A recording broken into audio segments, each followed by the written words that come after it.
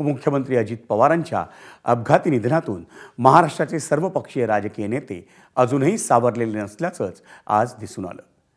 राज्याच्या अर्थसंकल्पीय अधिवेशनाला आजपासून सुरुवात झाली आणि या अधिवेशनाच्या सुरुवातीला दिवंगत उपमुख्यमंत्री अजित पवार यांना श्रद्धांजली अर्पण करण्यात आली। त्यावेळी सर्वपक्षीय नेते भावूक झाल्याचं पाहायला मिळालं।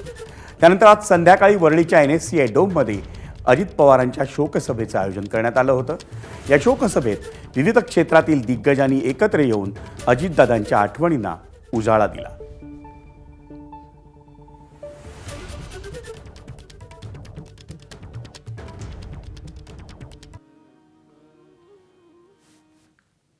खरं तर दादा 6 वेळा उपमुख्यमंत्री झाले, सर्वाधिक वेळा उपमुख्यमंत्री होण्याचा मान त्यांना मिळाला।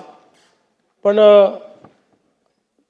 अनेक वेळा ते असं म्हणायचे की मी कधीतरी मुख्यमंत्री होईल, पण मी उपमुख्यमंत्री मात्र नेहमी राहील, अशा पद्धतीनं अनेक वेळा गमतीने ते म्हणायचे। आज मी असं म्हणू शकतो, Ajitdada Pawar was the best chief minister Maharashtra never had. दुश्मन ना करे दोस्त ने वो काम किया है, उम्र भर का गम हमें इनाम दिया है। गेले जवळपास 38 वर्ष